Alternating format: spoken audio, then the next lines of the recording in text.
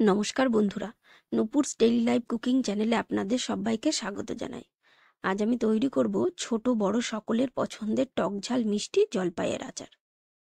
আচারের নাম শুনলেই সকলের জিভে জল আসে। শীত এসে গেছে, শীতের রোদে বসে আচার খাওয়ার মজাটাই আলাদা। আমি আজ তৈরি করব জলপাইয়ের আচার। আমি এখানে নিয়েছি 1 কেজি জলপাই। জলপাইগুলো বোটা ছাড়িয়ে ভালোভাবে পরিষ্কার করে ধুয়ে নিচ্ছি। আমি 4-5 বার জল পাল্টে পাল্টে জলপাইগুলো ভালো করে ধুয়ে নেব। জলপাইগুলো ধোয়া হয়ে গেছে, এবার জলপাইগুলো সিদ্ধ করে নেব। আমি একটি কড়াইতে জল দিয়ে সিদ্ধ করে নিচ্ছি। জলপাই বাজার থেকে এনে বাড়িতে 2-3 দিন রেখে দিলেও নরম হয়ে যায়। তখন হাত দিয়ে ম্যাশ করলেই হয়ে যায়, আর সিদ্ধ করার দরকার হয় না। 10 মিনিট এভাবেই ঢেকে রেখে দেব।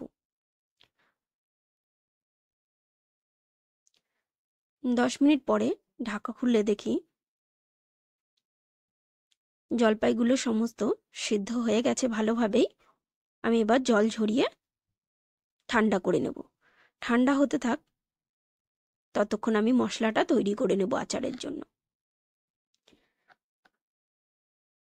গ্যাসে মিডিয়াম ফ্লেমে 10 থেকে 12টা শুকনো লঙ্কা প্রথমে ভেজে নেব।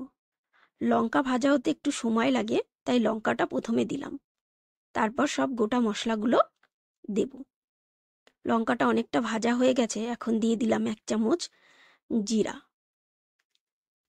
1 চামচের একটু বেশি পরিমাণে মৌরি, আর দিয়ে দিলাম 5 ফোড়ন 1 চামচ। এবার সমস্ত গোটা মশলা দিয়ে আমি একটু নেড়ে চেড়ে নেব। একটু নেড়ে চেড়ে নিয়েই আমি এর মধ্যে দিয়ে দেব 1 চামচ ধনে। এবার সমস্ত মশলাগুলো আমি 30 থেকে 40 সেকেন্ড মতো নাড়লেই মশলা থেকে একটা সুন্দর গন্ধ বেরোবে, তখন বুঝতে হবে মশলাটা ভাজা হয়ে গেছে।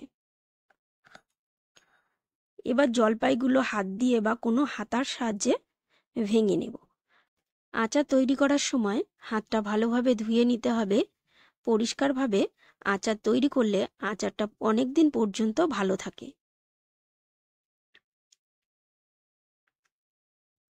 আমি হাতা দিয়ে জলপাইগুলো একটু স্ম্যাশ করে নিচ্ছি। আমার সমস্ত জলপাই ম্যাশ করে নেওয়া হয়ে গেছে। এবার কড়াই বসিয়ে 3 টেবিল স্পুন মতো দিয়ে দিচ্ছি সর্ষের তেল।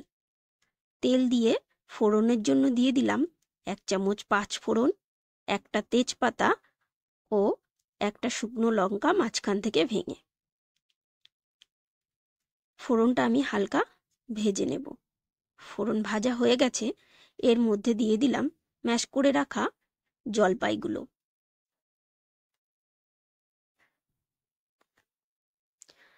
জলপাইগুলো 1.5 থেকে 2 মিনিট একটু নেড়ে চেড়ে জলপাইয়ের মধ্যে যে হালকা জলীয় ভাব থাকে সেটা কমিয়ে নেব। হাতায় ও থালায় যেটুকু লেগেছিল সম্পূর্ণটা আমি দিয়ে দিলাম।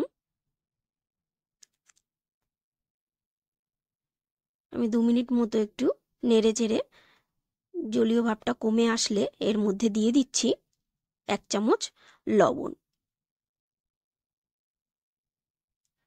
লবণ দিয়েও আমি লবণটা ভালোভাবে জলপাইগুলোর সাথে মিশিয়ে নিচ্ছি।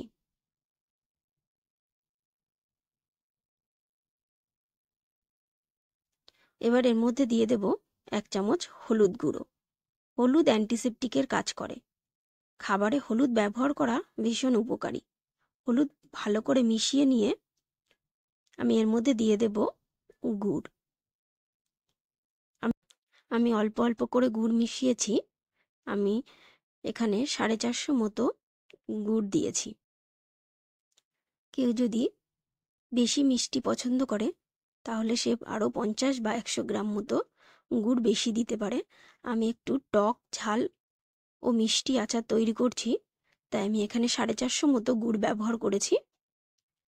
গুড় সম্পূর্ণ গলে গেছে। এবার আমি যে মশলাটা করে রেখেছিলাম সেটা একটু গোটা গোটা পেস্ট করে নেব। একটু গোটা গোটা পেস্ট করলে আচারটা খাওয়ার সময় মশলাটা মুখে পড়লে ভালো লাগবে।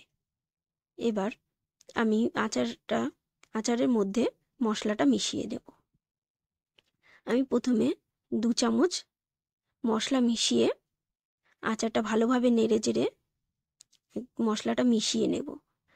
আমি সম্পূর্ণ মশলাটাই আচারে দিয়ে দেব, তবে এখন 2 চামচ দিলাম, আবার নেড়েচেড়ে একটু পরে আবার 1 চামচ দেব। আর আচারটা ঠান্ডা হয়ে গেলে সম্পূর্ণ মশলাটা আমি আচারের সাথে মিশিয়ে নেব।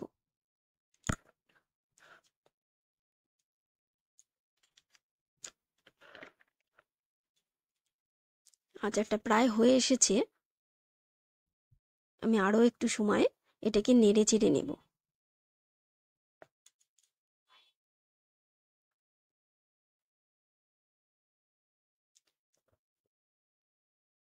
এবার আরও 1 চামচ আমি মশলাটা মিশিয়ে নিলাম, আর সম্পূর্ণ ঠান্ডা হয়ে গেলে তখন আমি সম্পূর্ণ মশলাটা মিশিয়ে নেব আচারের সঙ্গে।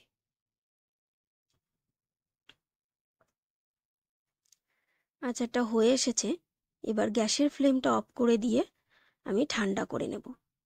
আচারটা ঠান্ডা হয়ে গেলে বিট লবণ ও 2 চামচ ভিনিগার মিশিয়ে নিতে হবে। ভিনিগার মেশালে আচারটা অনেক দিন পর্যন্ত ভালো থাকবে। আমি এখন ভিনিগার মেশাবো না, কারণ আমার আচার বেশি দিন রাখতে পারি না, তার আগেই শেষ হয়ে যায়। আর বিট লবণ, আমি আচার খাওয়ার সময় বিট লবণ দিয়ে আচার খেতে ভালো লাগে। এই আচারটা পরোটা, খিচুড়ি, আলুর পরোটা ও ডালের সাথে খেতে খুব মজা। আমার এই রেসিপি আপনাদের কেমন লাগলো আমাকে কমেন্টে জানাবেন। ভালো লাগলে লাইক, কমেন্ট ও বন্ধুদের সঙ্গে শেয়ার করতে ভুলবেন না। ধন্যবাদ।